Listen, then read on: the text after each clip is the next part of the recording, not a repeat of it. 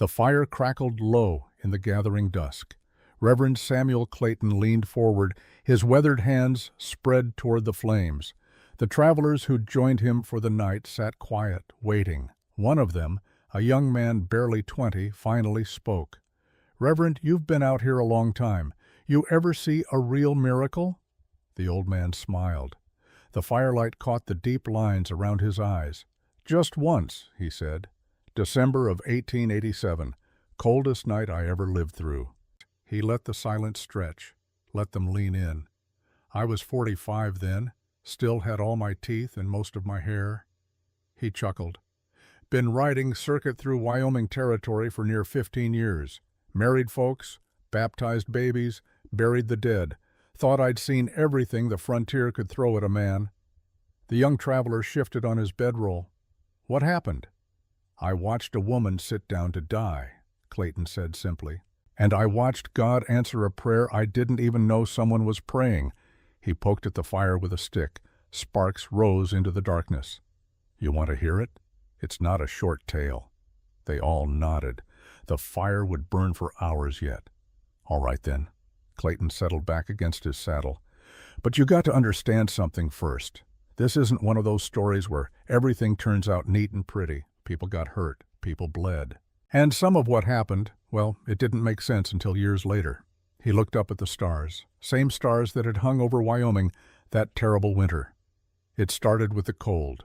Winter came early to Wyoming territory in 1887. By mid-November, the first snows had already locked down the high country. By December, the whole territory lay buried under white.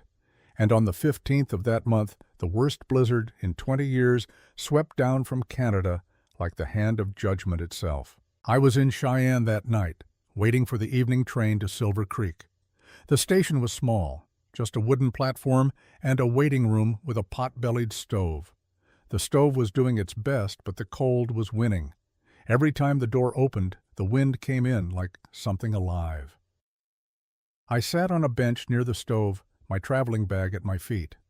Around me, maybe a dozen other folks waited. A merchant heading east, a family of farmers, 2 cowboys who'd given up on finding work before spring. We all watched the snow pile up against the windows, and we all knew the same thing. No trains were getting through tonight. The station master came out around 6 o'clock. He was a thin man named Perkins, same fellow who ran the desk at the Cattleman's Hotel. "Folks," he said, "I just got word on the wire. All lines are shut down until this blows through. Could be tomorrow morning, could be longer." People started gathering their things. The family headed out into the storm. The merchant grumbled but followed. Soon it was just me and the 2 cowboys. And her.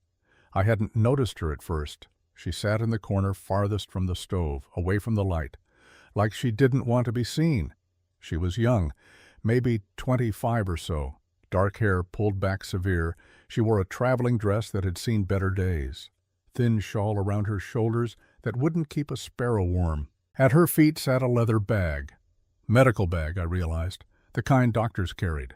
She hadn't moved in over an hour. Just sat there, hands folded in her lap, staring at nothing. The 2 cowboys left around 6:30. One of them glanced at her as he went. Looked like he might say something. Then he saw her face and thought better of it. The station master locked up the ticket window. "I'm heading home before this gets worse," he said to me. "You're welcome to wait inside if you want. But the stove will run out of wood in a few hours." "I'll be all right," I told him. "Got a room at Patterson's boarding house." He nodded and left. That's when I realized the woman had no intention of leaving.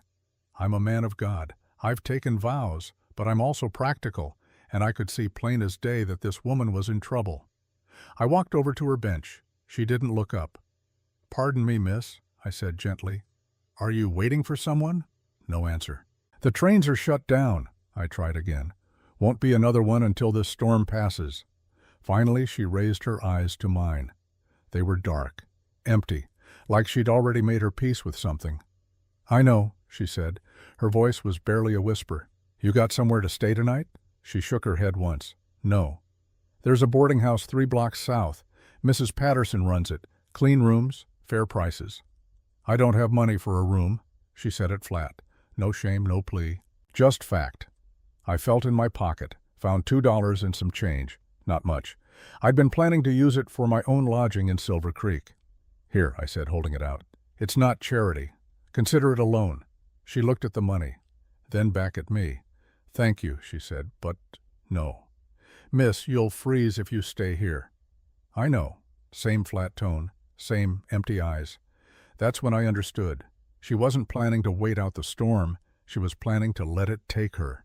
I'm ashamed to say I didn't know what to do. I stood there holding my $2, feeling useless. I should have dragged her out of there, should have made her take the money, should have done something. But I was a circuit preacher with barely enough to keep myself fed, and she was a grown woman who'd made her choice. So I did the only thing I could. I sat down on the bench across from her, bowed my head, and I prayed, not out loud, just quiet in my heart. "God, I don't know this woman's name, don't know her story, but I can see she's drowning. If there's any help for her in this world, send it now, because come morning, she'll be past helping." I sat there maybe 10 minutes, eyes closed, listening to the wind howl. Then I heard it, horse hooves on frozen ground, coming fast. I opened my eyes. The woman hadn't moved, hadn't even looked up. The door burst open. Wind and snow exploded into the room, and a man walked in. He was big. That was the first thing you noticed. Not tall exactly, but broad through the shoulders, built like a man who'd spent his life working with his hands. He wore a heavy coat, good quality, wide-brimmed hat pulled low, boots that cost more than most men made in a month. He stomped the snow off those expensive boots, looked around the empty station. His eyes passed over me, stopped on the woman. "Evening," he said to both of us. His voice was deep. A slight Texas drawl underneath the Wyoming rough. I nodded. The woman said nothing. The man walked to the stove, pulled off his gloves, held his hands to the heat. "Hell of a night," he said. "Language, son," I said mildly. He glanced at me, saw the collar. "Apologies, Reverend, not fit for polite company." He went quiet for a moment, warming his hands, but his eyes kept drifting to the woman in the corner. Finally, he turned to her direct. "Pardon me, miss, are you waiting for the train?" She didn't answer, didn't even acknowledge he'd spoken. "Trains are shut down," I said. "Won't run again until morning at earliest." The man's jaw tightened. He looked at the woman again, really looked this time. I saw him take it in, the thin shawl, the trembling hands, the blue tint to her lips. "Miss," he said, his voice gentle now, "how long have you been sitting here?" No answer. He walked over to her, crouched down so he was at her eye level. Not too close, respectful of space. "My name is Jackson Thornton. I own a ranch about 20 miles north. I was in town on business when this storm hit." Still nothing from her. "I can see you're in a bad spot," he continued, "and I'd like to help, but I need you to talk to me. Can you do that?" For a long moment she just stared at him. Then, so quiet, I almost didn't hear it. "There's nothing you can do." "Well, now, I don't know about that." He stood up, started unbuttoning his coat. "First thing is to get you warm. After that, we can figure out the rest." He pulled off the heavy coat, stepped forward to drape it around her shoulders. She flinched, pulled back like he'd struck her. He stopped, held the coat in his hands, didn't move any closer. "I'm not going to hurt you," he said softly. "I promise you that. I just want to help." Something in his voice must have reached her. She looked up at him, really looked, like she was trying to see into his soul. Whatever she saw there, it must have satisfied her. She gave a tiny nod. He stepped forward slow, gentle as a man handling a spooked horse. Draped the coat around her shoulders. The warmth of it hit her. I saw her eyes close, saw her breathe in deep. The coat smelled of leather and horses and clean mountain air. "There now," Thornton said. "That's better." He turned to me. "Reverend, would you mind giving us a moment?" I stood. "Not at all. I'll be outside." "In this storm?" He looked surprised. "I've weathered worse," I lied. Truth was, I wanted to give them privacy, but I also wanted to be close enough to help if needed. I stepped out onto the platform. The wind nearly knocked me down. Snow was coming sideways now. I couldn't see 10 feet. I huddled in the doorway, close enough to hear if someone called out, far enough to give them space. Through the frosted window, I could see them talking, or rather, I could see him talking. Her just sitting there wrapped in his coat. After about 5 minutes, he came to the door. "Reverend, I'm taking this lady to the hotel. She needs food and warmth. You're welcome to come along." "I appreciate it, but I've got a room at Patterson's." He nodded. "Suit yourself. But if you're heading that way, might want to do it now.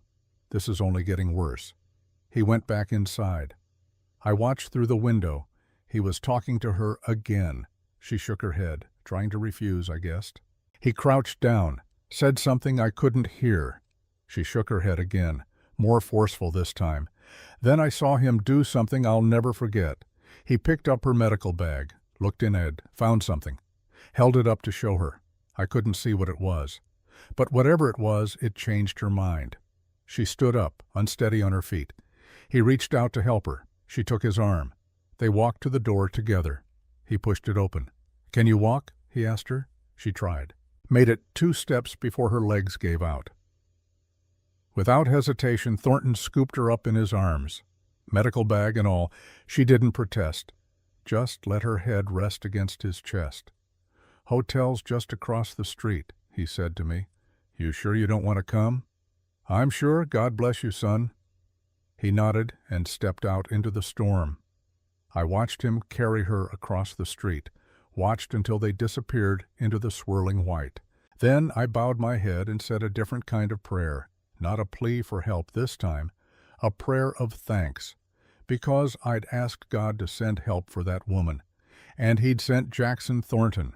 I didn't know it then, but I'd just witnessed the beginning of something remarkable, something that would change not just 2 lives, but a whole territory. All I knew that night was that a man had walked into a train station and refused to let a stranger die. Sometimes that's all a miracle is. One person choosing kindness when cruelty would be easier.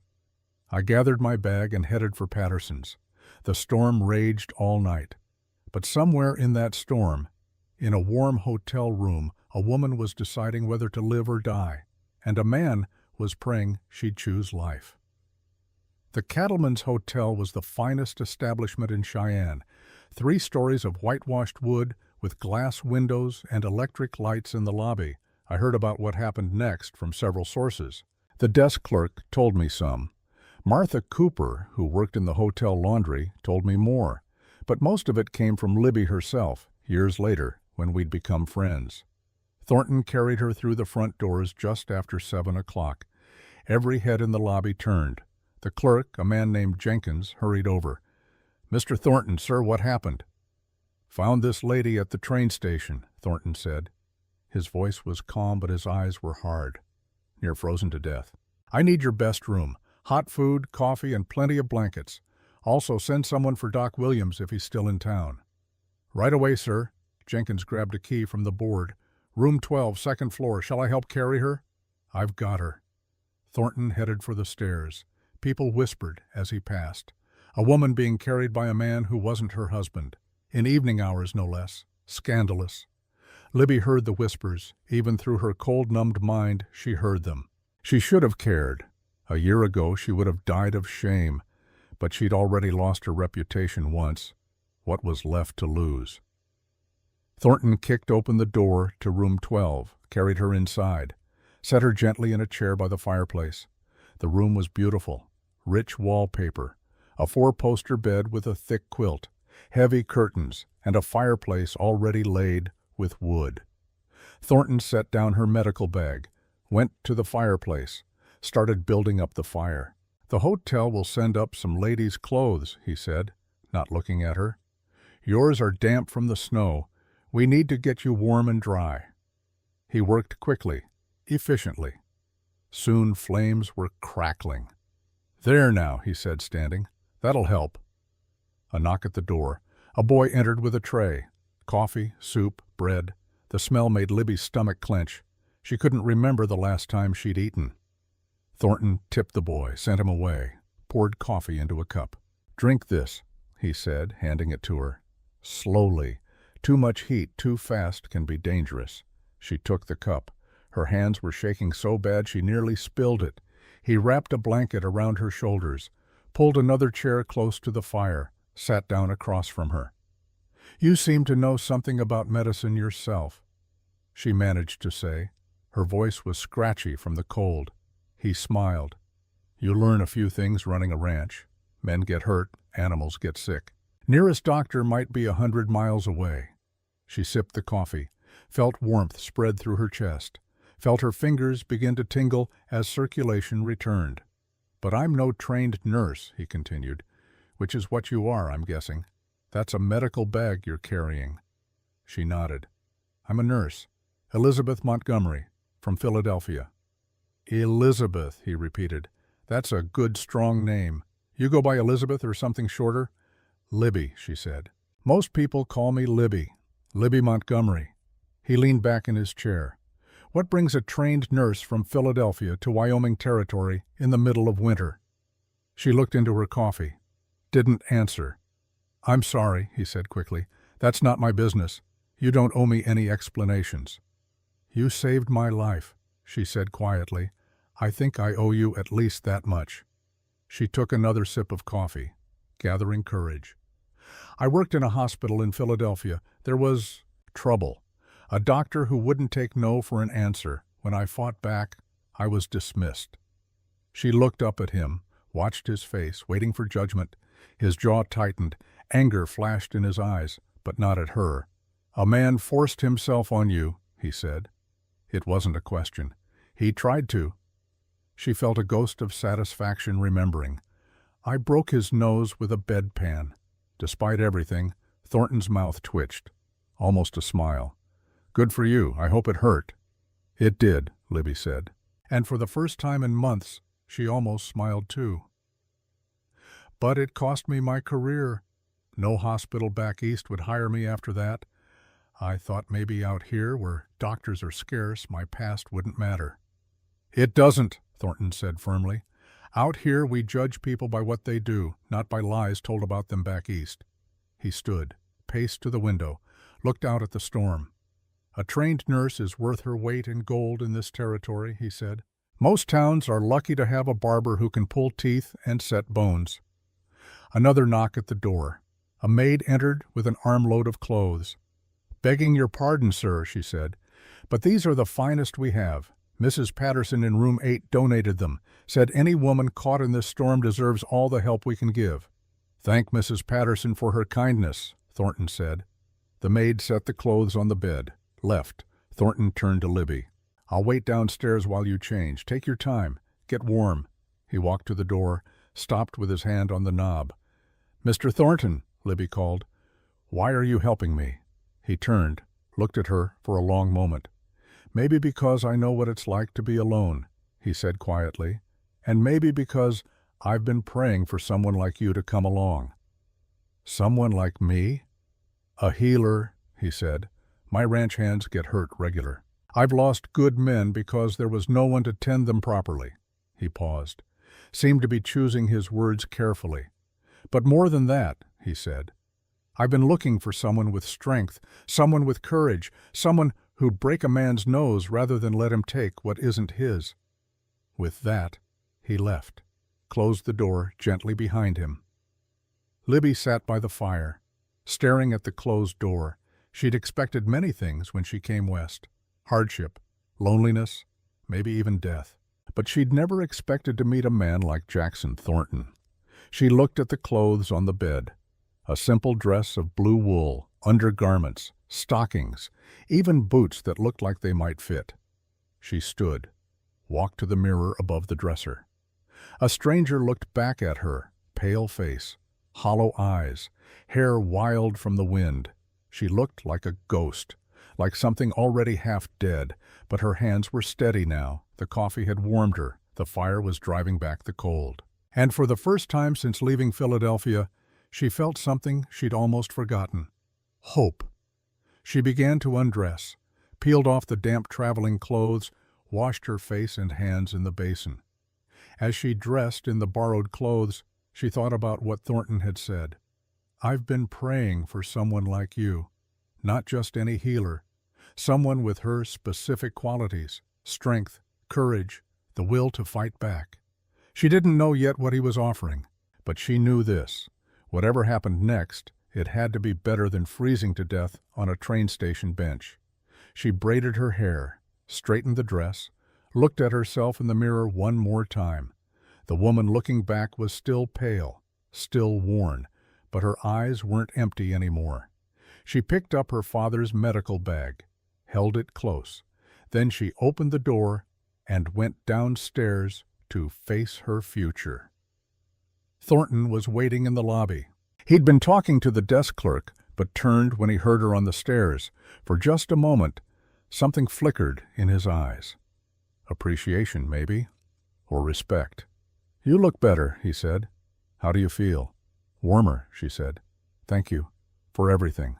"Don't thank me yet." He gestured to a pair of chairs by the fire. "We should talk about what comes next." They sat. The lobby was mostly empty now, just a few late travelers seeking shelter from the storm. "I meant what I said earlier," Thornton began, "about needing a healer. It wasn't just talk." "You're offering me work?" "I'm offering you a position as the ranch's nurse. Good pay, comfortable quarters, all the medical supplies you need." It sounded too good to be true. Libby had learned to be suspicious of things that sounded too good. "What would you expect in return?" His expression grew serious. "Honest work for honest pay. Tend the men when they're hurt. Help with difficult births among the livestock when needed. Maybe teach some of the hands basic first aid. And nothing else?" Understanding dawned in his eyes. "Miss Montgomery," Libby, "I'm not the kind of man who takes advantage of a desperate situation. If something personal were to develop between us, it would be because we both wanted it, not because you felt obligated." She studied his face, looking for any sign of deception, but his eyes were clear, honest. "How far is your ranch?" she asked. 20 miles north of here. It's called the Double T, after my initials. Jackson Thomas Thornton. What do you raise?" "Cattle mostly, some horses. We run about 50,000 acres. Employ 60 men year-round. More during roundup. 50,000 acres, 60 men." Libby tried to imagine it. "You said you've been looking for a healer. Haven't you tried to hire a doctor?" Thornton laughed, but there was no humor in it. "I've tried. Posted notices in newspapers from Denver to Kansas City. Most doctors want to practice in towns, where they can build profitable practices treating wealthy patients. Ranch work is too uncertain, too dangerous, not profitable enough." "But you'd hire a woman?" "I'd hire anyone with the skills and courage to do the job," he said firmly. "Out here, we care more about what a person can do than whether they wear pants or a dress." Libby considered. It was better than anything she'd dared hope for, but nothing was ever that simple. "What aren't you telling me?" she asked. He smiled, actually smiled. "Smart as well as skilled." He leaned forward, elbows on his knees. "All right, here's the truth of it. The Double T is a working ranch, not a fancy estate. Winters are hard, summers are hot. We're 20 miles from the nearest town.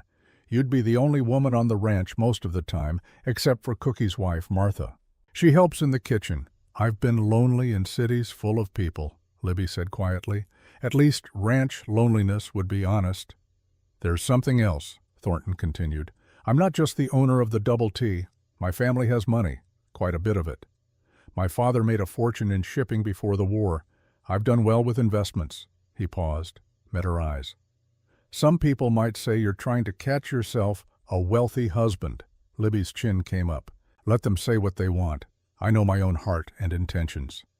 "I believe you do," Thornton said softly. "But I wanted you to know what you might be walking into."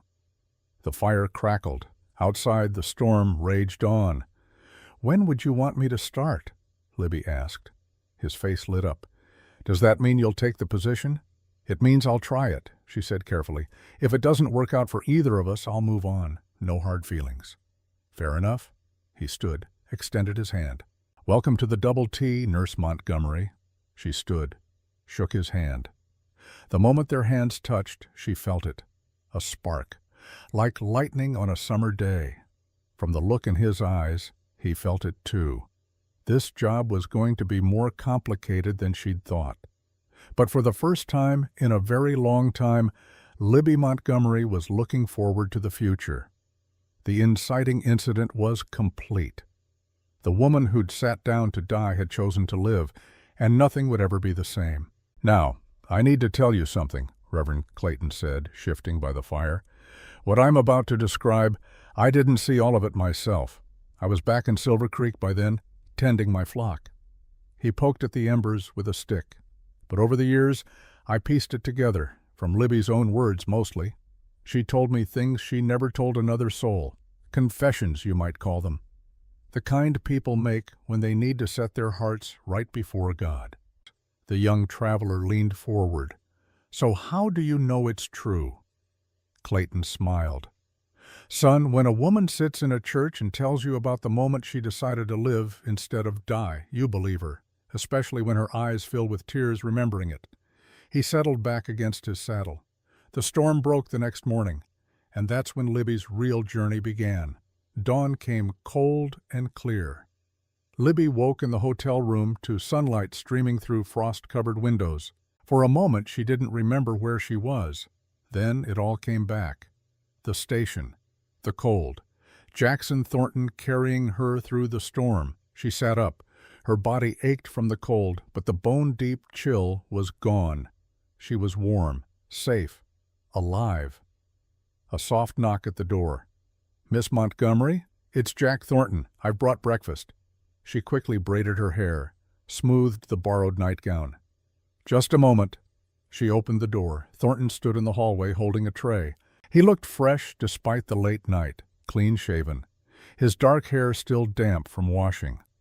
"Morning," he said with a smile that made her heart skip. "How are you feeling?" "Better, much better."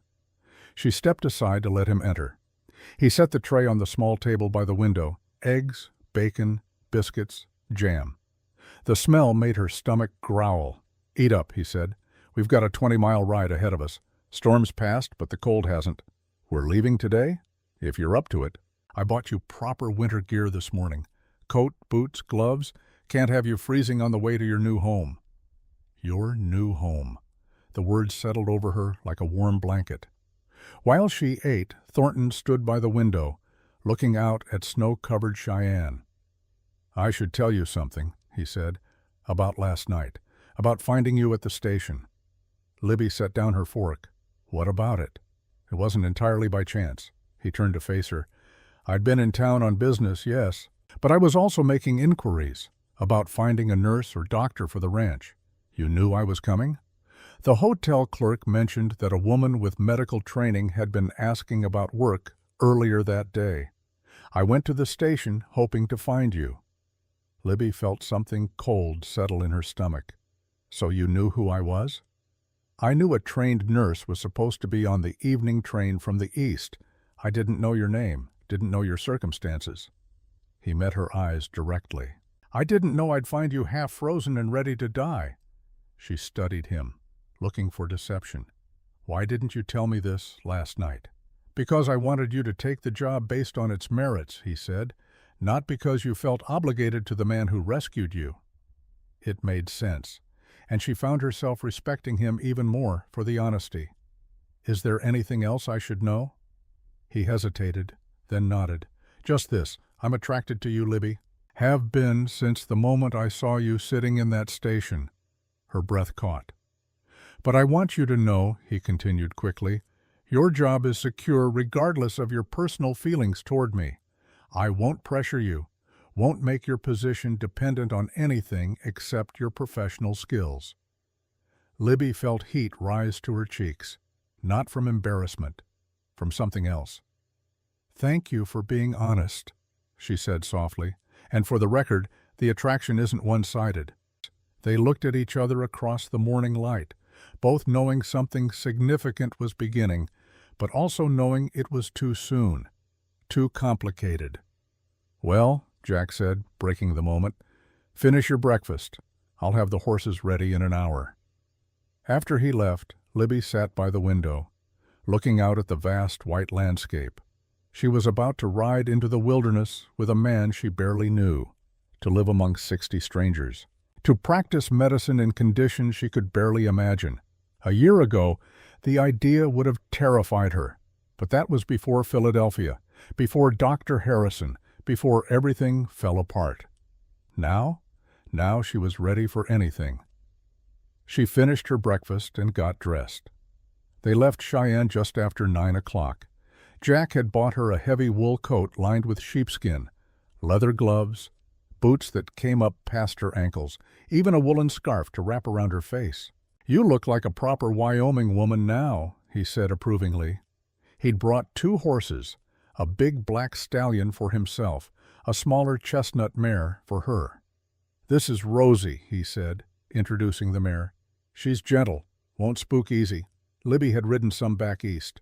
Gentle horses in city parks, nothing like this. But she put her foot in the stirrup and swung up. The mare shifted, but didn't bolt." "Natural rider," Jack observed. "Good, you'll need that skill out here."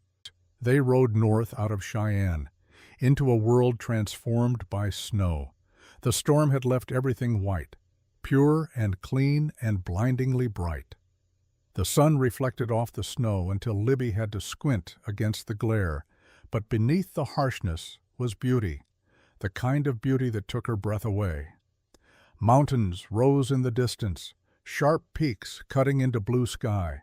Closer, the land rolled in gentle waves, covered in white like a clean canvas waiting for spring. "It's incredible," Libby said. "I've never seen anything like this." Jack looked pleased. "This is nothing. Wait until spring, when the grass is green and the wildflowers are blooming. There's no prettier sight in all of Wyoming." They rode in comfortable silence for a while. The only sounds were horse hooves crunching through snow and the wind singing across the prairie. After about an hour, Jack pointed to a line of trees ahead. "That's Crow Creek. We'll stop there to water the horses." The creek was half frozen. Jack broke through the ice with a rock, let the horses drink from the clear water beneath. While they rested, Libby asked the question that had been nagging her. "You said you've been looking for a healer. Why is it so important to you?" Jack's expression changed. Something painful flickered across his face. "I lost my wife 3 years ago," he said quietly. "Rebecca, she died of fever. I'm sorry. The doctor from town came. But by the time he got there, she was too far gone. He said there was nothing he could do." Jack picked up a rock, threw it hard across the frozen creek. "But I keep wondering, if someone had been there sooner, someone who knew what they were doing, maybe she'd have lived." Libby understood. Grief and guilt mixed together, the terrible what-ifs that haunted the living. "Sometimes there's nothing anyone can do," she said gently. "Even the best doctors lose patience." "I know." He turned to look at her. "But I also know that I've lost good men on my ranch, men who died from injuries that should have been survivable, because there was no one there who could help them." He walked back to his horse, checked the saddle. "After Rebecca died, I made myself a promise. I'd find someone, a doctor, a nurse, anyone with real medical training, so that the next time someone got hurt, they'd have a fighting chance." "Is that why you've been praying?" Libby asked. He nodded. "Every night for 3 years. I asked God to send me a way to save lives, to make Rebecca's death mean something." He looked at her. "And then I found you at that station, half frozen, ready to give up, and I thought, maybe this is it. Maybe this is the answer." Libby felt tears prick her eyes. "You think I'm an answer to prayer?" "I think you're a gift," Jack said simply, "and I aim to treat you accordingly." They mounted up and rode on. But the conversation had shifted something between them, made it deeper, more real. By midday, they reached the boundary of the Double T. Jack pointed out the markers, posts driven into frozen ground with the ranch brand burned into them. 2 T's back to back. 50,000 acres, he said, from here to those mountains, and another 20 miles beyond. Libby tried to comprehend it. 50,000 acres. More land than she'd ever imagined one person could own. "How many people live on the ranch?" she asked. "Depends on the season. Right now, about 60 men. Come spring roundup, that'll go up to near 100, plus Cookie, his wife Martha, and now you." They crested a hill, and there it was, the Double T spread out in the valley below like a small town. The main house was large, built of logs and stone with a wide front porch. Smoke rose from its chimney. Nearby stood a bunkhouse, a barn, corrals, a blacksmith shop, various other outbuildings. Even from a distance she could see men working, moving hay, tending horses, going about the business of keeping a ranch alive through winter. "There she is," Jack said with obvious pride. "Home." As they rode down into the valley, men began emerging from buildings.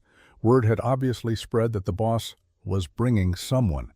They gathered in the main yard, maybe 20 of them, all ages, all sizes, all watching with curious eyes as Jack and Libby rode up. Jack dismounted, helped Libby down from her horse. "Boys," he called out, "I want you to meet Miss Elizabeth Montgomery. She's our new nurse." Silence. Then someone started clapping. Others joined in. Within seconds, the whole group was cheering. Libby felt her cheeks burn. She wasn't used to such welcome. An older man stepped forward, gray beard, weathered face, eyes sharp as broken glass.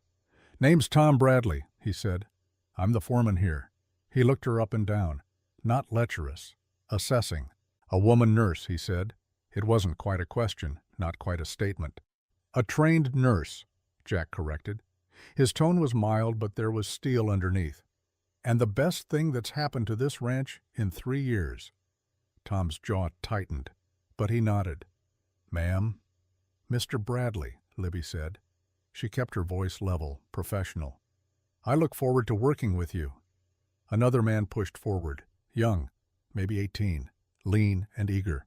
"I'm Danny Morrison, miss. I cut my hand on some barbed wire yesterday. Been paining me something fierce. I'll take a look at it once I get settled," Libby promised.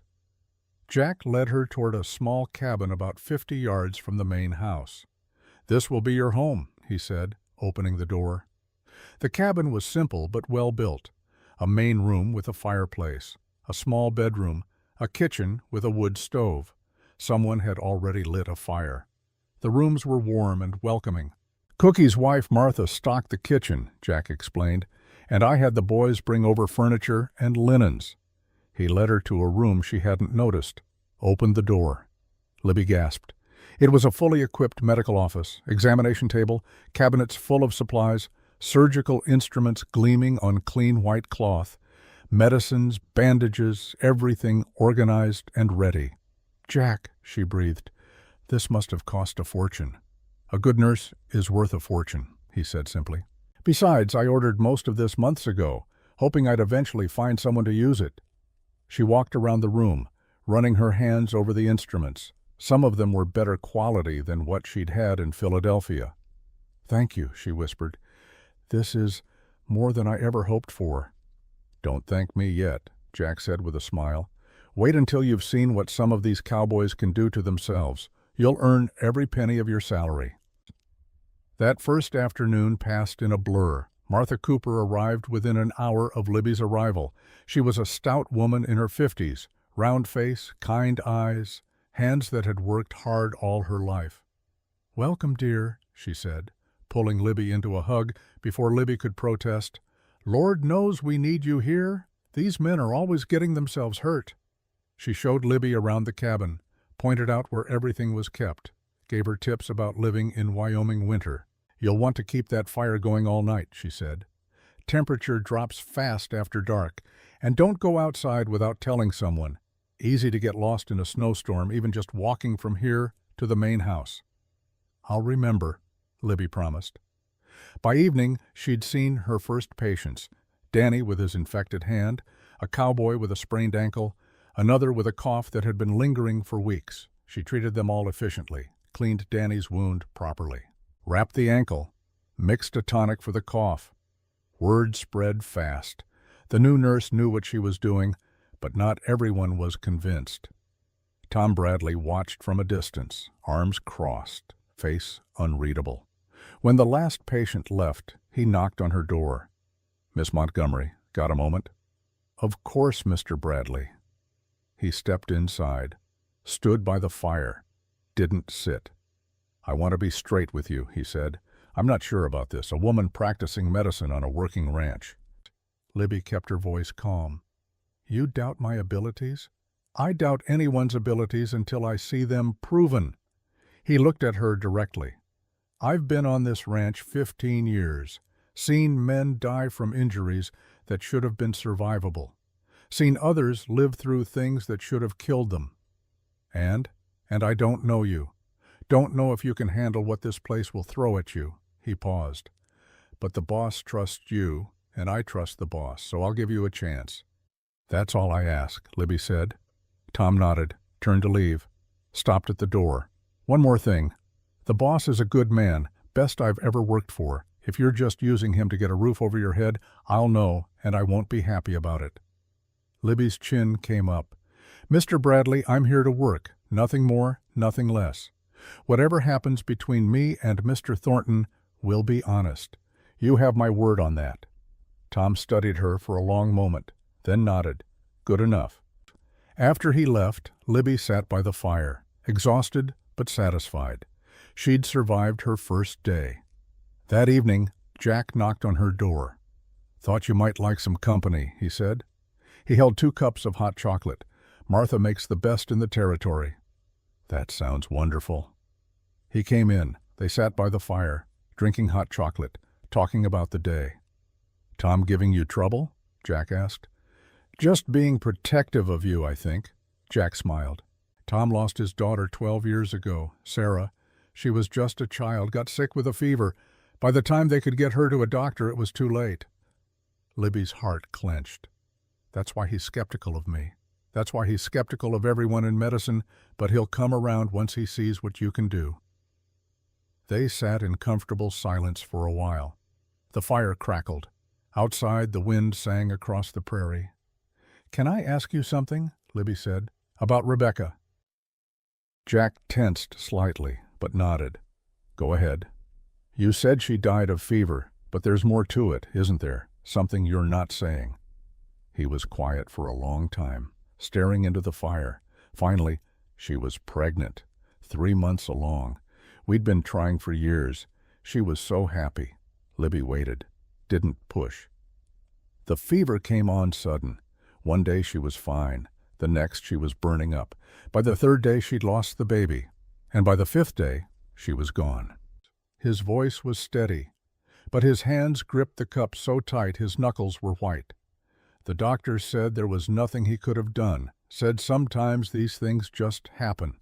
But I keep thinking, if someone had been there, someone who knew about women's medicine, someone who could have acted faster." "You can't think that way," Libby said gently. "It'll drive you mad. I know, but I can't help it." He looked at her. "That's why finding you felt like a gift.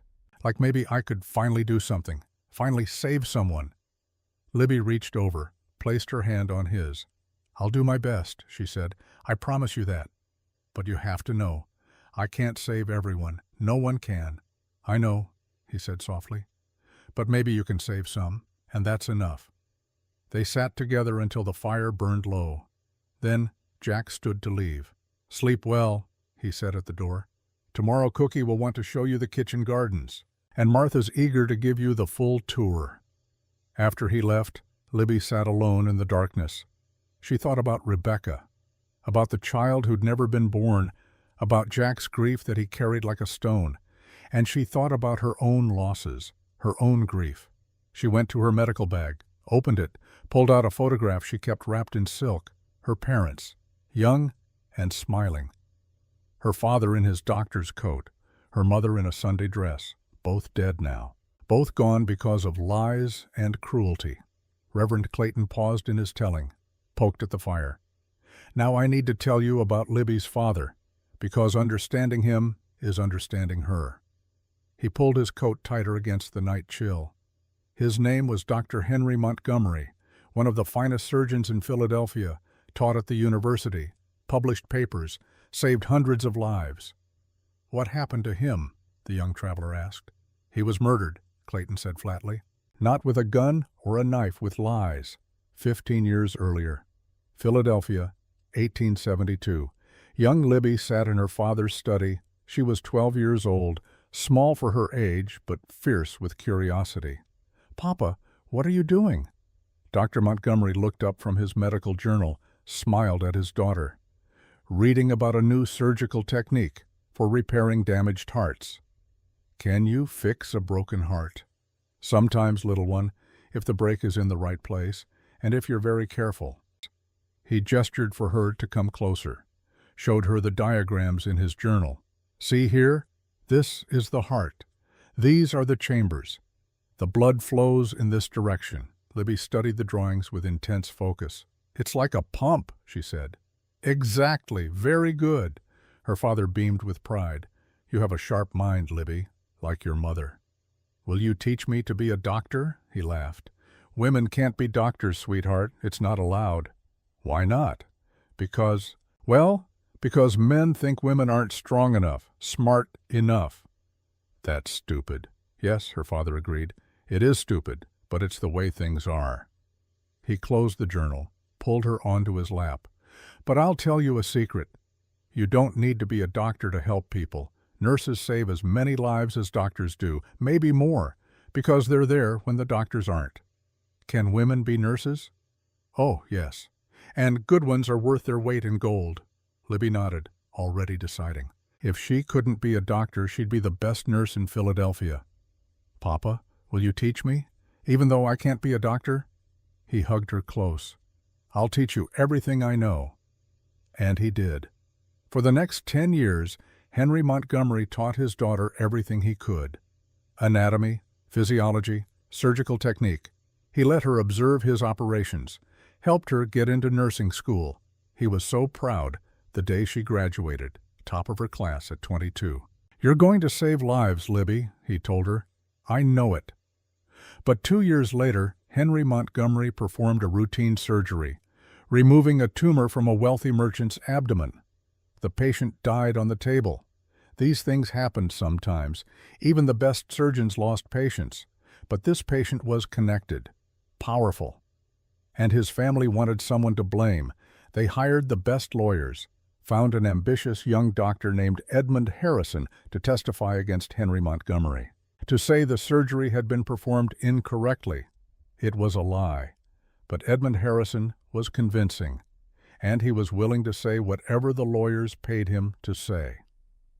Henry Montgomery was found guilty of medical malpractice, stripped of his license, barred from practicing medicine. The shame was too much. He dedicated his life to saving people, and now he was labeled a killer. 3 months after the verdict, Libby came home to find her father dead. He'd taken laudanum. Left a note saying he couldn't live with the dishonor. Libby's mother died of grief 6 months later, and Libby was alone. She kept working as a nurse, kept her father's medical bag, kept his instruments polished and sharp. She didn't know that Edmund Harrison had a student, a protege named Marcus Harrison. No relation, but the same kind of ambitious cruelty, and she didn't know that Marcus Harrison worked at the same hospital where she'd found employment. Not until the night he cornered her in the supply room. Libby jerked awake, heart pounding, covered in cold sweat. The nightmare again, the same one she'd had every night since leaving Philadelphia. Dr. Marcus Harrison's hands on her, his breath hot on her neck, his voice whispering things that made her skin crawl, and then her hand closing around the bedpan, the satisfying crack as it connected with his nose, the blood, the screaming. She sat up. The cabin was dark except for the dying embers in the fireplace. She was safe. She was in Wyoming. Harrison was 1,000 miles away, but her hands were still shaking. She got up, added wood to the fire, made herself tea. Outside, the stars were impossibly bright, the kind of stars you only see far from cities. She stood at the window, looking out at the vast darkness. Tomorrow would be her first full day of work. She needed to sleep, needed to be sharp, but sleep wouldn't come. So she did what her father had taught her. She worked. She went to her medical office, started organizing supplies, taking inventory, making notes of what she'd need to order. She was deep in concentration when she heard it, shouting, outside. Men's voices raised in alarm. She grabbed her coat, her medical bag, ran out into the night. The bunkhouse was ablaze with light. Men crowded around something on the floor. "Let me through," Libby said, her voice cut through the chaos. The men parted. Tom Bradley knelt beside a young cowboy. The boy was conscious, but pale, clutching his arm. "What happened?" Libby asked, dropping to her knees. "Snake," Tom said tersely. "Rattler. Must have been sleeping in his bunk, woke up when he rolled over, bit him on the forearm." Libby's mind raced. Rattlesnake bite. In winter. Unusual but not impossible. The snake would have been sluggish from cold, might not have injected much venom, or might have injected all of it. "How long ago?" she asked. 5 minutes, maybe less. She opened her bag, pulled out a tourniquet, tied it above the bite. "This is going to hurt," she told the boy. "What's your name?" "Peter, ma'am." "All right, Peter. I need you to stay calm. Can you do that?" He nodded, tears streaming down his face. "Am I going to die?" "Not if I can help it." She pulled out her surgical knife, clean and sharp, the one her father had given her. "Someone hold him," she ordered. "This is going to be bad." 2 men grabbed Peter's shoulders, held him firm. Libby made a quick, clean incision over the bite marks. Peter screamed. "I know," she said. "I'm sorry, but I have to get the venom out." She squeezed the wound. Dark blood welled up, and with it, hopefully, some of the venom. She worked quickly, efficiently, drew out as much as she could, cleaned the wound with carbolic solution, bandaged it tight. "Get him to my cabin," she ordered. "I need to watch him through the night. If the venom is still in his system, he'll start showing symptoms within the hour." They carried Peter to her cabin, laid him on her bed. Libby pulled up a chair, started her vigil. Tom Bradley stood in the doorway, watching. "You know what you're doing?" he asked. "I've treated snake bites before, not rattlesnakes, but the principle is the same. And if the venom's already in his blood, then we pray," Libby said simply. Tom was quiet for a moment. Then, "I'll stay. Help you watch him. You don't have to." "I know." He pulled up another chair. "But Sarah was about his age when she died, and I couldn't do anything for her. Maybe I can do something for him." So they sat together through the long night, watching Peter for signs of venom poisoning. By dawn, the boy's color had improved. His breathing was steady. The swelling around the bite was minimal. "I think he's going to make it," Libby said. Relief washed over her. Tom nodded, but there was something different in his eyes when he looked at her now. Respect. "You did good, Miss Montgomery," he said gruffly.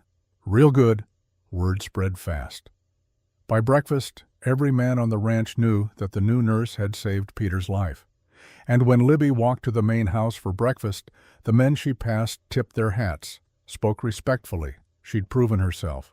But as she sat at the long table eating with the crew, she couldn't shake the feeling. This had been easy, a snake bite, something straightforward. What would happen when she faced something harder, something she couldn't fix? That moment was coming. She could feel it. And when it did, would she be strong enough to face it? The weeks passed. February turned to March. The snow began to melt. Libby fell into a routine. Morning rounds checking on anyone who was injured or ill. Afternoons in her medical office. Evenings sitting with Jack on her porch, talking about everything and nothing. Those evening talks became the best part of her day. Jack told her about running the ranch, about his plans for expansion, about the challenges of keeping 60 men fed and safe through winter. She told him about nursing, about her training, about the patients she'd saved and the ones she'd lost. They didn't talk about the attraction growing between them, but it was there, in every accidental touch, every prolonged glance. One evening in early March, Jack brought up something he'd been avoiding. "Libby, I need to tell you about my time in the war." She set down her coffee. "You don't have to." "I want to." He stared into the darkness. "I was 18 when I enlisted. Thought it would be an adventure. Thought I'd come home a hero." "How long did you serve?" 4 years. 1861 to 1865. Saw action at Shiloh, Antietam, Gettysburg. Places where boys went to die by the thousands." His voice was flat, emotionless. The way people talk when the emotion is too much to bear. "We didn't have enough medical staff, not nearly enough. Men would lie in field hospitals for days, screaming, bleeding, begging for help that never came. He turned to look at her. I watched my best friend die of an infected leg wound, simple injury, should have been survivable, but there was no one there who knew how to treat it properly. By the time a surgeon got to him, gangrene had set in. They amputated, but it was too late. What was his name? Libby asked softly. Thomas Brennan. I named my son after him, the one Rebecca and I never got to have. Libby reached over, took his hand.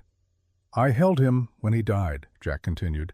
Promised him I'd make it mean something, that I'd find a way to save lives, to make sure other men didn't die the way he did. Is that why you came west?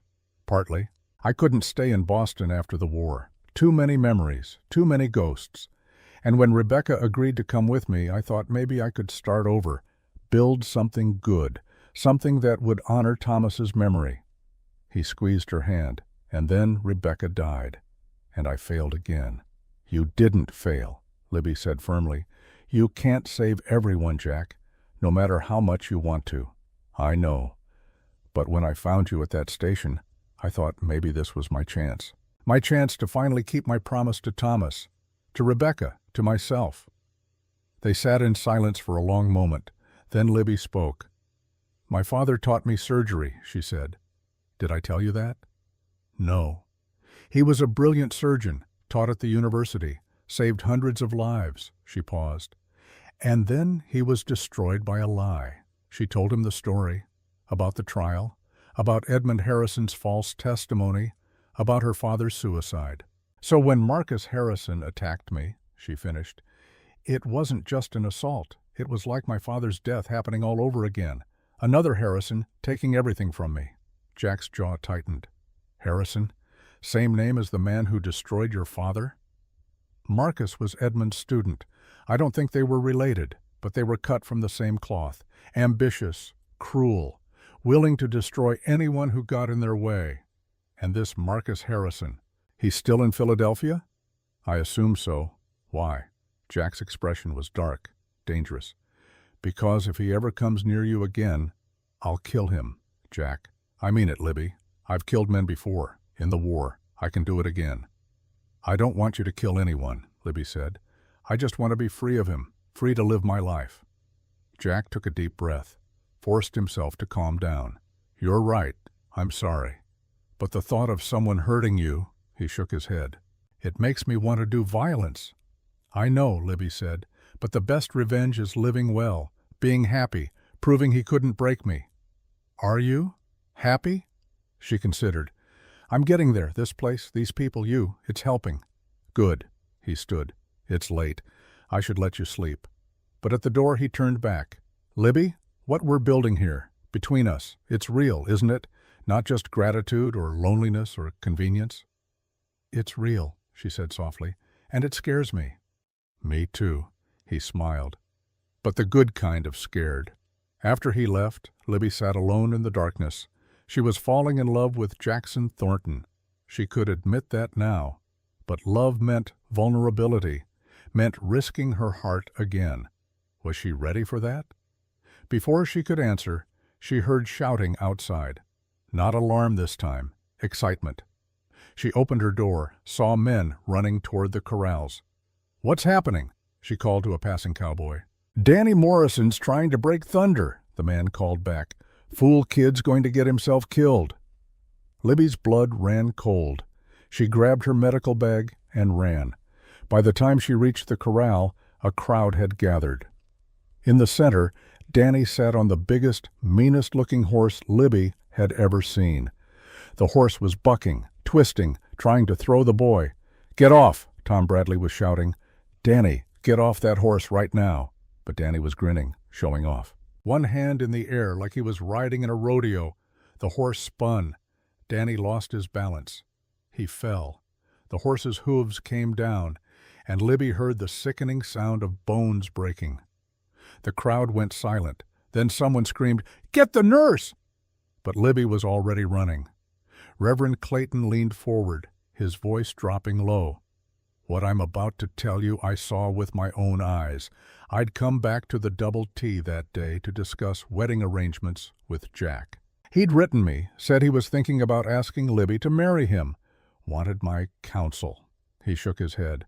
I never got the chance to give it, because when I rode into that ranch yard, I found a boy dying and a woman about to perform a miracle. Danny lay in the dirt, not moving. His chest rose and fell in shallow, labored breaths. Blood seeped from his mouth. His left leg was twisted at an impossible angle. "Don't move him," Libby shouted, dropping to her knees beside him. "Nobody touch him until I've examined him." Her hands moved over his body. Professional. Efficient. But her heart was racing. Multiple broken ribs, collapsed lung possibly, internal bleeding almost certainly. The leg would need to be set. But none of that mattered if she couldn't keep him breathing. "Danny," she said firmly, "can you hear me?" His eyes fluttered open, unfocused. "Miss Libby? I'm right here. You're going to be fine, but you need to stay still. Can you do that?" He tried to nod, coughed. More blood. Tom Bradley appeared at her shoulder. His face was white. "How bad?" "Bad," Libby said honestly. "I need to get him inside, now. And I need 4 strong men who can lift him without jostling." "You heard her," Tom roared. "Move!" They rigged a stretcher from fence posts and canvas, lifted Danny with excruciating care, carried him toward Libby's cabin. Jack was suddenly there. He must have heard the commotion from the main house. "What happened?" "Danny tried to ride thunder," Tom said grimly. "Horse threw him, came down on his chest." Jack's face went pale, but his voice stayed steady. "What do you need?" "Ride to Cheyenne," Libby said as they walked. "Get the doctor. Tell him to come as fast as he can." "That's a 3-hour round trip minimum," Jack said. "Can Danny wait that long?" Libby looked at the boy on the stretcher, at the blood on his lips, at the terrible angle of his chest. "No," she said quietly. "He can't." They reached her cabin, carried Danny into the medical room, laid him on the examination table. Libby turned to the assembled men. "Everyone out except Tom. I need room to work." "But miss—" one of the cowboys started. "Out!" Her voice cracked like a whip. "And someone get Martha. I need her help." The men filed out, reluctant but obedient. Jack was the last to leave. He caught Libby's arm. "Can you save him?" She met his eyes, saw the desperation there, the memory of all the men he'd watched die. "I don't know," she said honestly, "but I'm going to try." He nodded, released her arm. "I'll be right outside if you need me." The door closed. Libby stood for a moment in the sudden quiet. Then she took a deep breath and began. "I've watched a lot of doctors work," Reverend Clayton said. "In field hospitals during the war, in frontier towns, in mission clinics.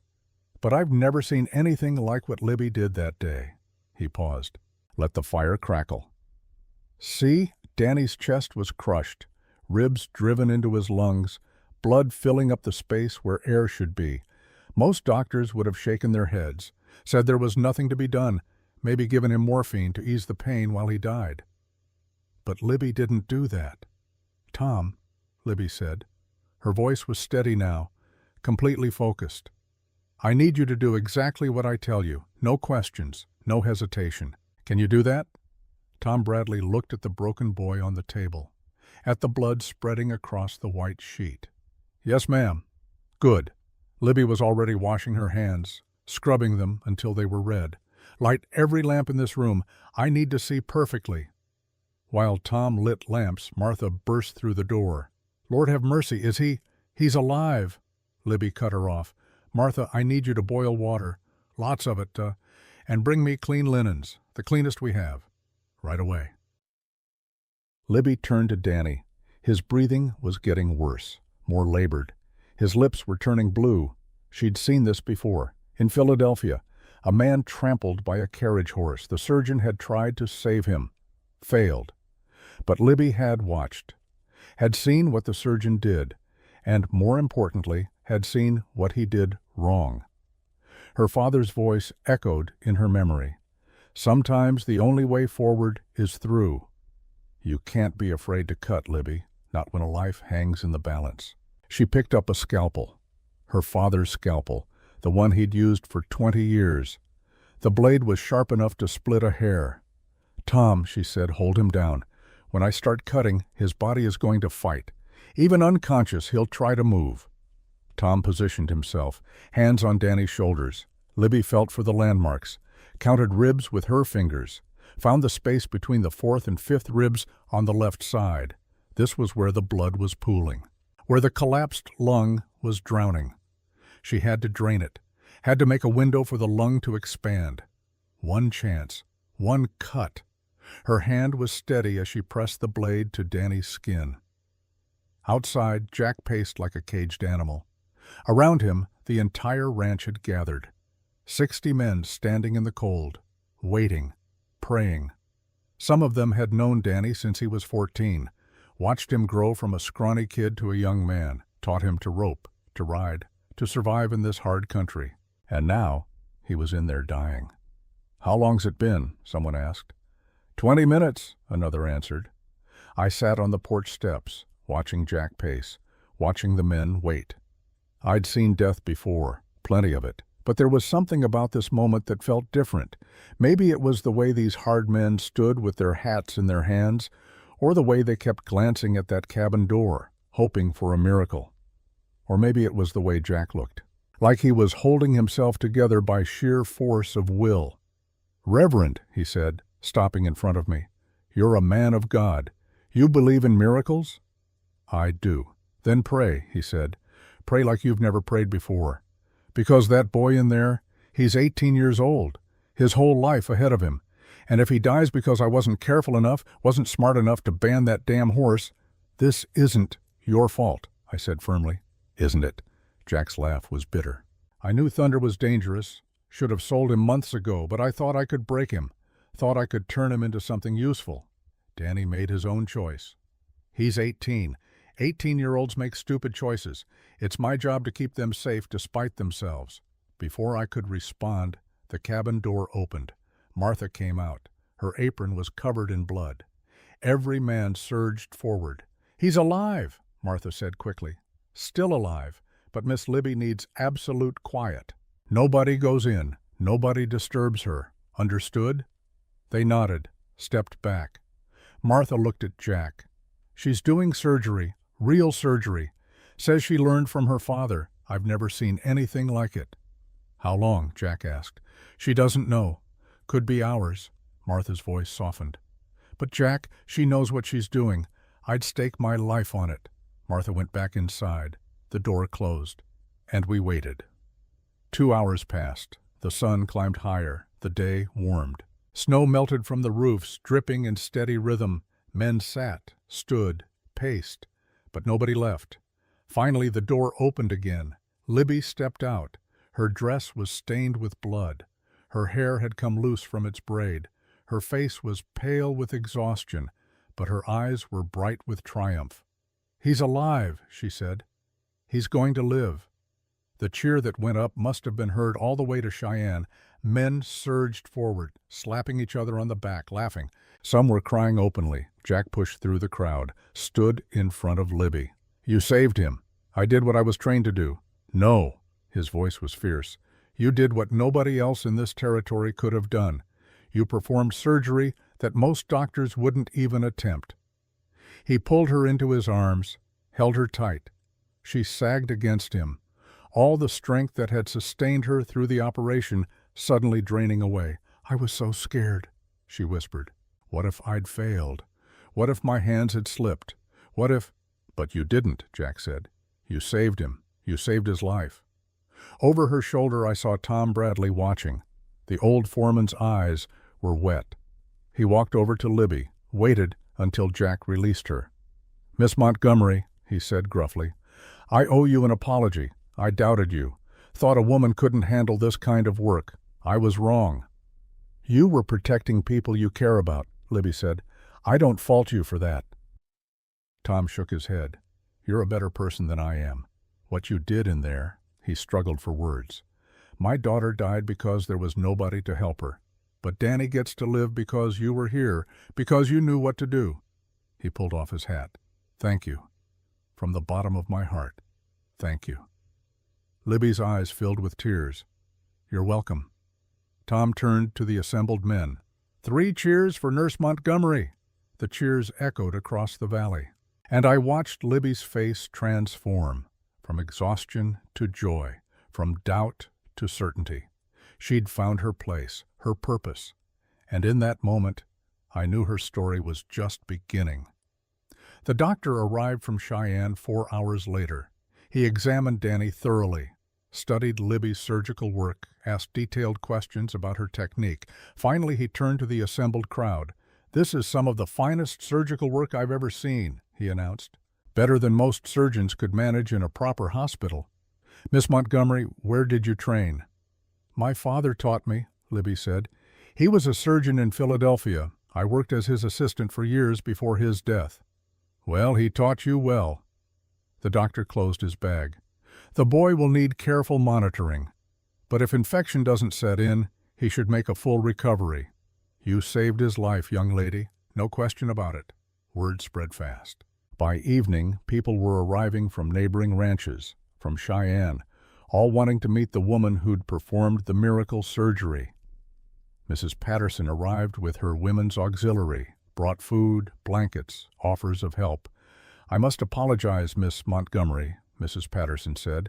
"Some of us were unkind in our assumptions when you first arrived." Libby looked confused. "What do you mean?" Mrs. Patterson flushed.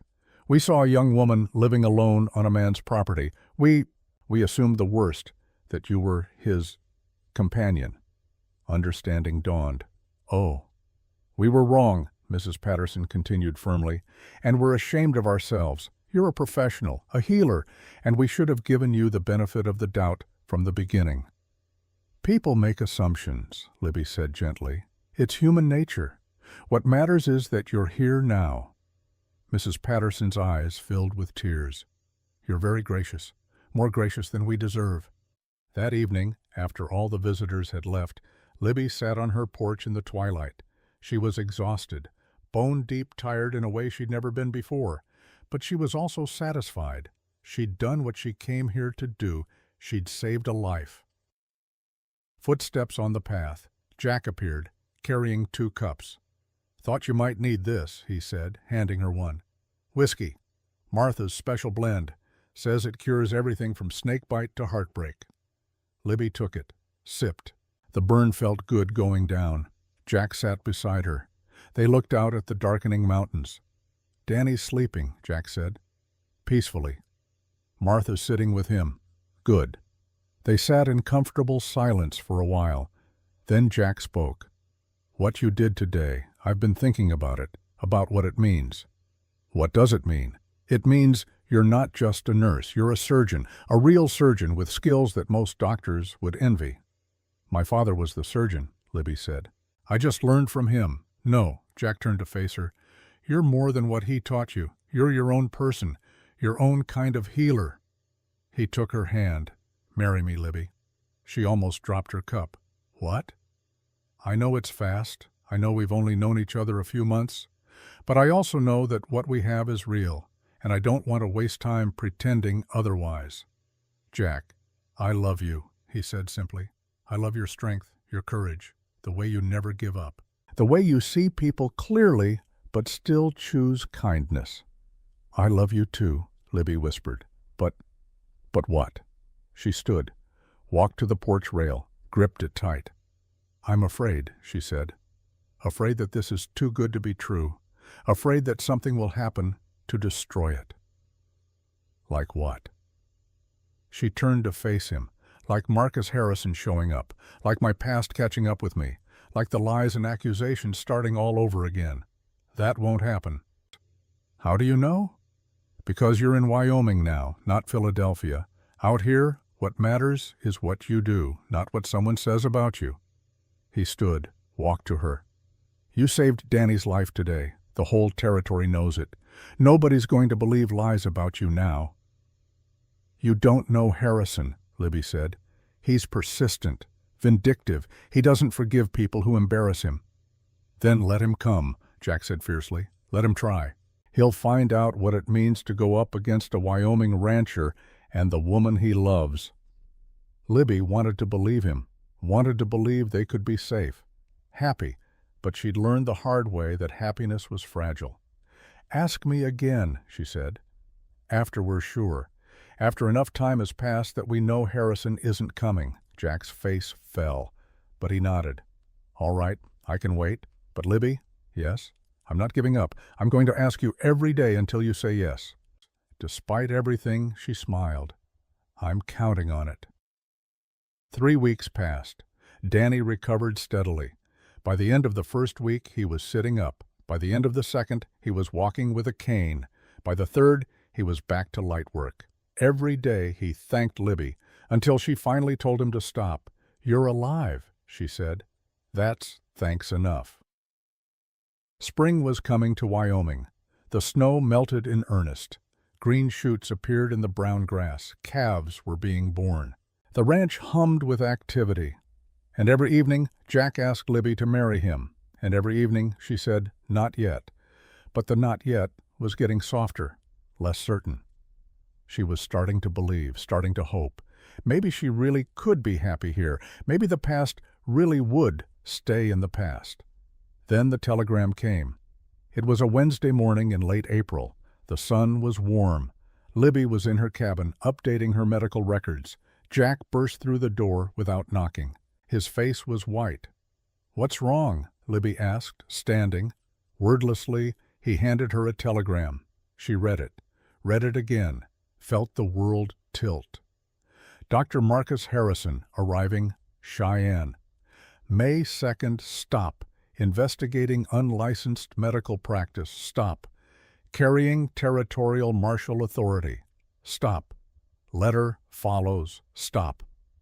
The telegram was from a friend of Jack's in Cheyenne, a lawyer who kept track of legal matters in the territory.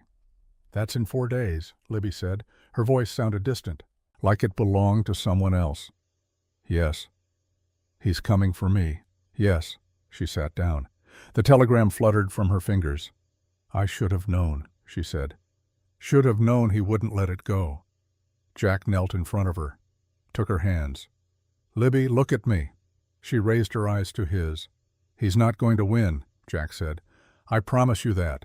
We'll fight him, with lawyers, with witnesses, with every resource I have."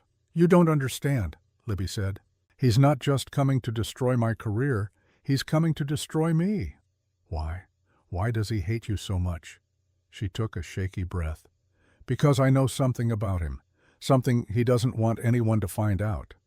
"What?" "The doctor who testified against my father. Dr. Edmund Harrison. The one who lied and said my father had committed malpractice." "Yes?" "Marcus Harrison was his student. His protege. And I think Marcus knows that Edmund lied. Knows that my father was innocent. Maybe even helped cover it up." Jack's eyes widened. "Can you prove it?" "No, it's just a suspicion. But when Marcus attacked me, he said something. He said, 'You Montgomerys never know when to stop asking questions.' At the time, I didn't understand. But now you think he's afraid you'll expose him." "Yes. And the best way to make sure I can't is to destroy my credibility, to make sure nobody will believe anything I say." Jack stood, paced across the room. His jaw was tight with fury. "Then we'll find proof," he said. "We'll find out what really happened to your father. We'll expose Harrison for the liar he is." "How? It's been 12 years. Any evidence is long gone." "Maybe, maybe not." He turned to her. "I'm going to send telegrams to Philadelphia, to people who knew your father. Someone must know something. Someone must have suspected. Jack, I appreciate what you're trying to do. But nothing," he cut her off. "I'm not letting that bastard take you from me, not without a fight." He strode to the door, stopped, looked back at her. "Marry me, Libby, right now, today." "What?" "If you're my wife, you have legal protections, more than if you're just an employee. Marry me. Let me fight for you as your husband, not just your employer." Libby's heart ached. He was offering her everything. Protection, love, a future. But she couldn't accept. Not like this. "If I marry you now," she said gently, People will say I did it for protection, that I used you, and Harrison will use that against us both. I don't care what people say. But I do." She stood, walked to him, took his hands. "Ask me again after this is over, after we've beaten Harrison, after we've proven that I'm here because I choose to be, not because I'm running." Jack pulled her close, held her tight. "I'm going to fight for you," he said into her hair, "with everything I have. You know that, right?" "I know. And when this is over, you're going to marry me." "Yes," she whispered. "When this is over, I'll marry you."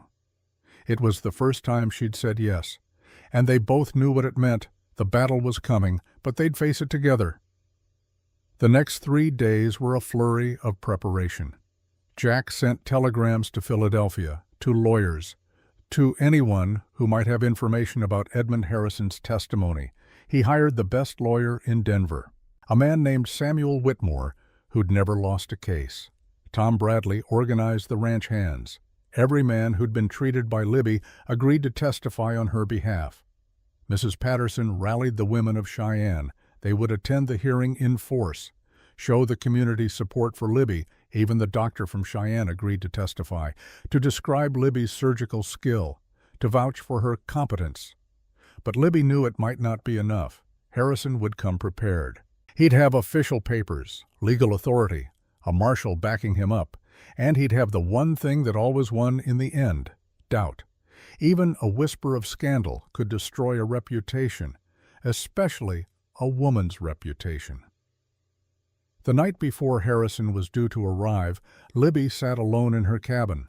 She thought about running, just saddling a horse and disappearing into the wilderness. But she'd run once before, and it had solved nothing. This time she would stand and fight. There was a knock at the door. She opened it to find Reverend Clayton standing on her porch. "Reverend, I didn't know you were back." "Arrived this afternoon," he said. "Jack sent for me. Thought you might want someone to talk to, someone neutral." She let him in. They sat by the fire. "I'm scared," she admitted. "More scared than I've been since that night at the station." "Fear is natural," Clayton said. "But remember, you're not the person you were that night. You've proven yourself. Saved lives. Built a community. That means something." "Will it mean something to a judge?" "I don't know," he said honestly. "But I know this. Whatever happens tomorrow, you'll face it with courage, because that's who you are." They sat in silence for a while. Then Libby spoke. "Reverend, will you pray with me?" "Of course." They knelt by the fire, and Clayton prayed. Not for victory, not for Harrison's defeat, but for truth, for justice, for Libby to have the strength to face whatever came. When he finished, Libby felt calmer, not unafraid, but ready. "Thank you," she said. "You're welcome." He stood to leave. "Get some rest. Tomorrow will be a long day." After he left, Libby went to her medical bag, pulled out the photograph of her parents. "Papa," she whispered, "I'm going to fight for you, for your name, for the truth. I just hope I'm strong enough." She set the photograph on the mantel. Beside it, she placed her father's surgical knife, reminders of who she was, where she came from, what she was fighting for. Then she went to bed, and for the first time in weeks, she slept without nightmares, because tomorrow she would face her demon, and one way or another it would end. "So Harrison came," the young traveler said. "What happened?" Reverend Clayton smiled. "That, my friend, is where the real story begins, because what happened next, nobody expected. Least of all Marcus Harrison." He added wood to the fire. "But I'm getting ahead of myself. Let me tell it proper, the way it deserves to be told." He settled back and began the final part of the tale. Dr. Marcus Harrison arrived in Cheyenne on the 2nd of May, just as the telegram had promised. I saw him step off the train, tall, well-dressed, confident in the way men are when they think the law is on their side. He was accompanied by a territorial marshal, a man named Croft, who looked uncomfortable with his assignment. Harrison walked into town like he owned it, checking into the Cattleman's Hotel, making his presence known, letting word spread that he was here on official business. By evening, the whole territory was buzzing. The woman who'd saved Danny Morrison was about to be put on trial. But what Harrison didn't know, couldn't have known, was what I'd spent the last 3 days doing. See, when Jack sent me to Philadelphia to investigate, I didn't go alone. I took Tom Bradley with me. Tom knew how to ask questions, knew how to get men talking in saloons and back alleys. And we found her. Sarah Whitmore, an old nurse who'd worked at Pennsylvania General Hospital, who'd been there the night Edmund Harrison lied about Henry Montgomery's surgery. She was dying, cancer, had maybe 6 months left. "I've carried this guilt for 12 years, she told us. Her voice was barely a whisper. Knew Edmund Harrison lied. Knew he destroyed a good man. But I was afraid. Afraid of losing my position, my pension. "Will you testify?" I asked. "Help his daughter?" She closed her eyes. Tears leaked from beneath the lids. "I'll do it," she said. "It's time I made things right." So we brought her back to Wyoming. Tom and I carried her in a wagon because she was too weak to ride the train the whole way. We kept her hidden at my church in Silver Creek. Didn't tell anyone except Jack. Let Harrison think he was going to win. The hearing was held in Cheyenne's courthouse on May 4th. A Saturday. The judge was a man named Hendricks, fair but stern. He'd been a territorial judge for 20 years. The courtroom was packed, every seat taken, people standing in the aisles, more outside in the street. Mrs. Patterson had organized her women. They sat in the front rows, dressed in their Sunday best, a wall of respectability. The ranch hands filled the back. 60 men who'd come to support the woman who'd saved their lives and the lives of their friends. Harrison sat at the prosecutor's table, looking smug, sure of himself. Libby sat at the defense table with Samuel Whitmore, the lawyer Jack had hired. She wore a simple blue dress, her hair pulled back severe, her hands folded in her lap. She looked calm, but I could see the fear in her eyes. Jack sat behind her, close enough to touch her shoulder if she needed it. Judge Hendricks banged his gavel. "This hearing will come to order. Dr. Harrison, you've filed a complaint. State your case." Harrison stood, smooth as oil. "Your Honor, I'm here on behalf of the Philadelphia Medical Board. We've received reports that Miss Elizabeth Montgomery is practicing medicine without a license in this territory." "She's a nurse," Whitmore objected. "Nurses don't need medical licenses." "She performed surgery," Harrison countered. "Major surgery on a young man named Daniel Morrison. Surgery is the practice of medicine, and practicing medicine without a license is illegal." Judge Hendricks looked at Libby. "Miss Montgomery, did you perform surgery on this boy?" Libby stood. "Yes, Your Honor, I did." "And do you have a medical license?" "No, sir. I'm a trained nurse, not a doctor." "Then technically, Dr. Harrison is correct. You were practicing medicine without a license." The courtroom murmured. Harrison smiled. "However," the judge continued, "this is a frontier territory. Our laws are flexible when it comes to medical care. If Miss Montgomery saved this boy's life, I'm inclined to overlook the technicality." "It's not just about the surgery, Your Honor," Harrison said quickly. "Miss Montgomery has a history of moral turpitude. She was dismissed from her position in Philadelphia for assaulting a physician." "That's a lie," Libby said. Her voice rang clear and strong. "Dr. Harrison attacked me. I defended myself." "Can you prove that?" Harrison asked. His tone was mocking. "Or is it just your word against a respected physician's?" "It's my word against yours," Libby said, "because you're the physician in question." The courtroom exploded. People shouting, the judge banging his gavel for order. Harrison's face flushed. "She's lying. I never touched her." "You cornered me in a supply room," Libby said. Her voice was shaking now, with anger, not fear. "You put your hands on me.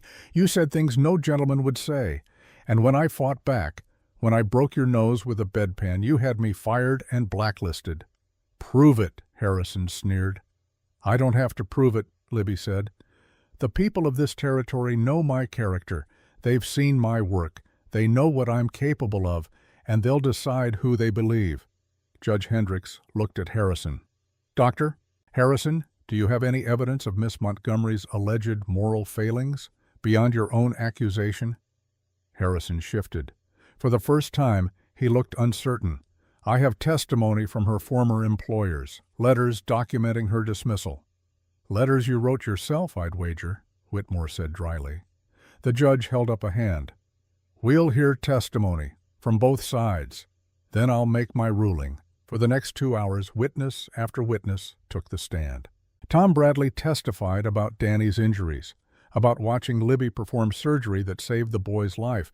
Danny himself testified, still young, still recovering. But his words were powerful. "She saved me, Your Honor. I was dying. Everyone knew it. And she brought me back. I don't care about licenses or laws. I care that I'm alive because of her." The doctor from Cheyenne testified, described Libby's surgical technique, called it exceptional and beyond what most doctors could achieve. Mrs. Patterson testified, spoke about the women's auxiliary supporting Libby, about how the community had come to respect and trust her. One by one, they built a wall of testimony, a fortress of support. But Harrison was good. I'll give him that. When it came time for his cross-examination, he was vicious.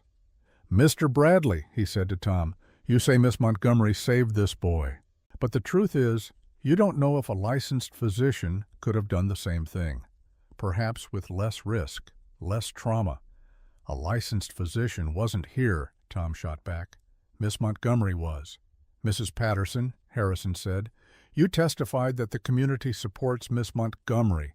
But isn't it true that when she first arrived there were rumors? Whispers about her relationship with Mr. Thornton?" Mrs. Patterson flushed. "We were wrong to gossip. But you did gossip, which suggests that even you had doubts about her character." On and on it went, Harrison chipping away, planting seeds of doubt. And then he called Libby to the stand. She walked to the witness box with her head high, placed her hand on the Bible, swore to tell the truth. Harrison circled her like a wolf circling prey.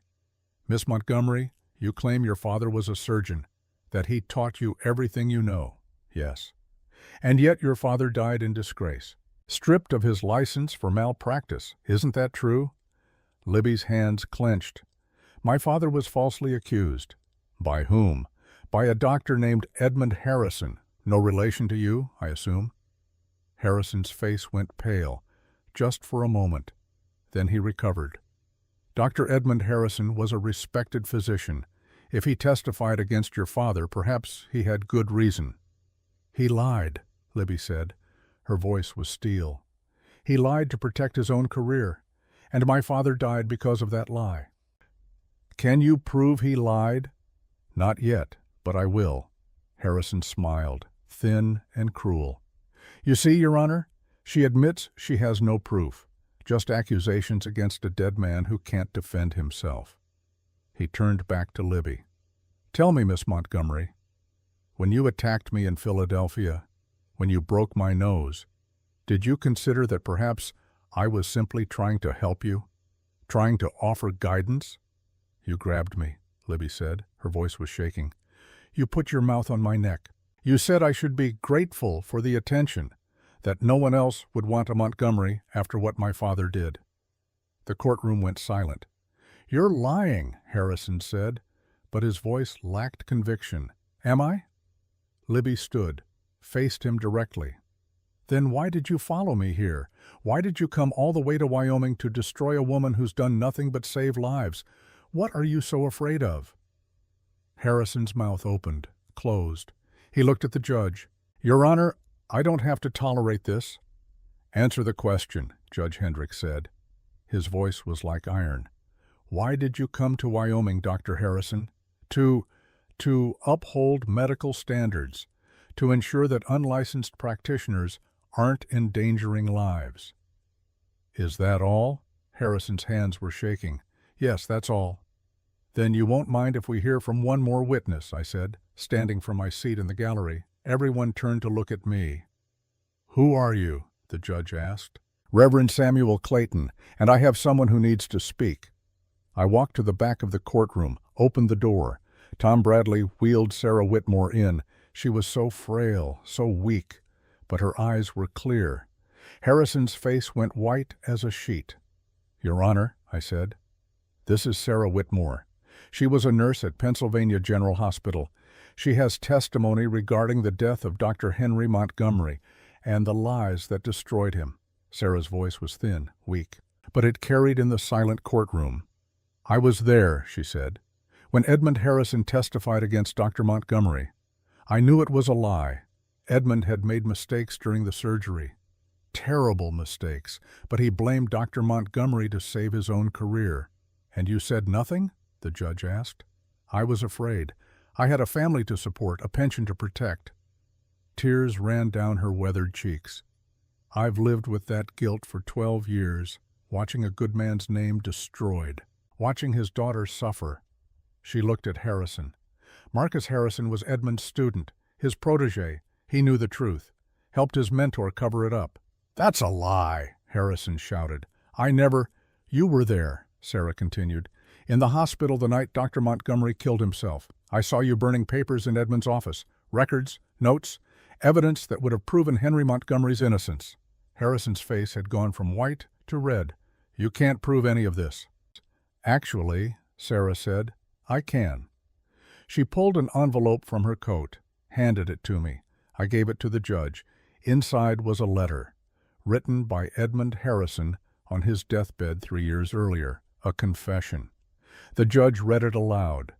Edmund admitted to lying about Henry Montgomery, admitted that his own surgical errors had caused the patient's death, admitted that he'd destroyed a good man to save himself, and he named Marcus Harrison as his accomplice, the young doctor who'd helped destroy evidence, who'd blacklisted anyone who questioned the verdict.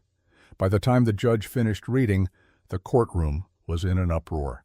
Harrison stood frozen, trapped. "Dr. Harrison," the judge said, "do you have anything to say?" Harrison's mouth worked. No sound came out. Then he turned and ran. The marshal caught him before he reached the door, held him firm. "Dr. Marcus Harrison," Judge Hendricks said, "you came to this territory under false pretenses.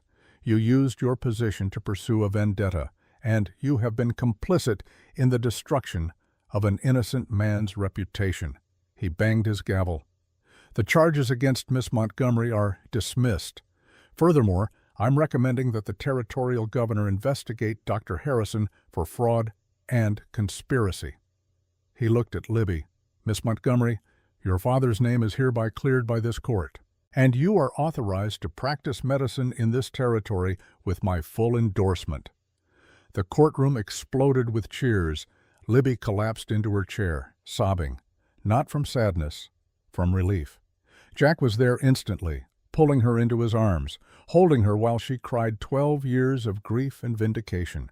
Harrison was led away in chains, still protesting, still denying, but no one was listening anymore. The celebration went on for 3 days. The whole territory turned out, not just for Libby's victory, but for what it represented: justice, truth. The idea that in Wyoming you could escape your past and build something new.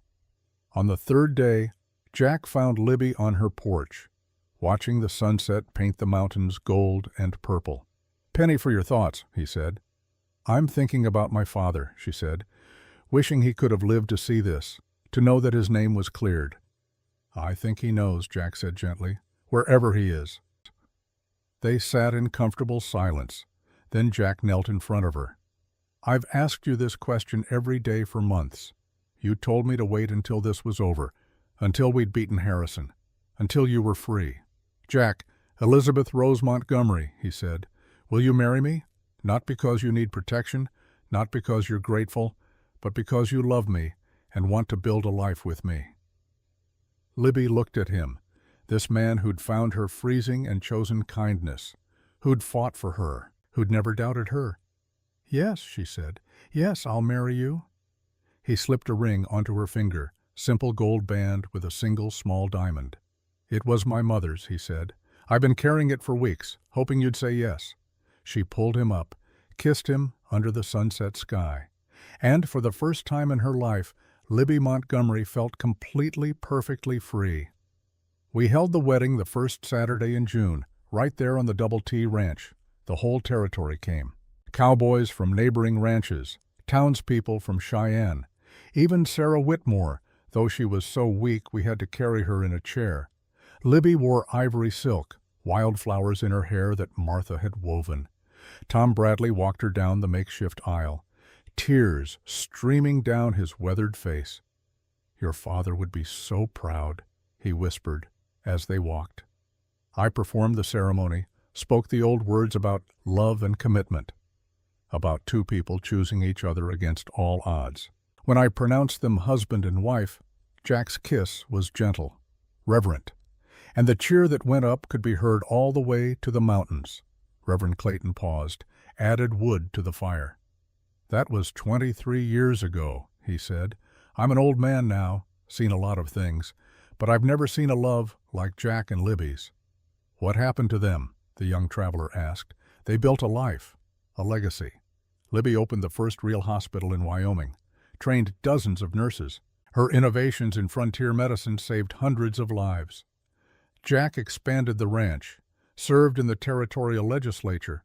When Wyoming became a state in 1890, Libby's hospital was one of the arguments for statehood, proof that the territory was civilized, ready. They had 3 children, twin boys in 1890, a daughter in 1892, named her Rebecca after Jack's first wife. "Libby's idea," she said. "Rebecca deserved to be remembered." He smiled. Those children grew up to be healers and leaders, carried on their parents' legacy. And Jack and Libby? They grew old together, still in love at 60 as they'd been at 30. I visited them often, watched them age, watched their love deepen. He was quiet for a moment, remembering. Jack died in 1923, peacefully in his sleep. Libby was holding his hand. His last words were, "Still the most beautiful thing I ever found in a snowstorm." Libby followed him 3 months later. Just let go, went to sleep one night and didn't wake up. They're buried on the hill overlooking the ranch, side by side, under the big Wyoming sky. The fire crackled. The travelers sat silent, moved by the story. Finally the young man spoke. "You said at the beginning you'd seen a miracle. Is that what you meant? Their love story?" "Partly," Clayton said. "But the real miracle wasn't what happened between them. It was what happened in that train station. I don't understand. A woman sat down to die. She'd given up, lost hope, was ready to let the cold take her. And a man who'd been praying for 3 years walked through a door, not knowing what he'd find, just knowing he had to look. That moment, that choice, that's the miracle. One person choosing kindness when they could have walked away. One person choosing to see someone else's pain and do something about it." He looked at each of the travelers. "You asked if I believe in miracles. I do. But they're not flashy, not obvious. They're quiet, small, human. They're a coat wrapped around cold shoulders, a room paid for, a chance given. They're every time we choose to see someone else, really see them, and decide to help." He stood, stretched. That's the story. That's the miracle. 2 broken people who found each other in the darkness and chose light. The young traveler stood too. "Thank you, Reverend, for sharing it. Thank you for listening." Clayton gathered his bedroll. "Now get some sleep. Tomorrow's a long ride." As he settled down for the night, Clayton looked up at the stars, same stars that had shone on that snowy night in 1887, and he smiled. Because somewhere up there, he liked to think Jack and Libby were together, still holding hands, still in love, still proof that grace is real, and that miracles happen every day to those who choose to see them. The fire burned low, the travelers slept, and the Wyoming wind whispered through the grass, carrying stories of love and courage to anyone who would listen.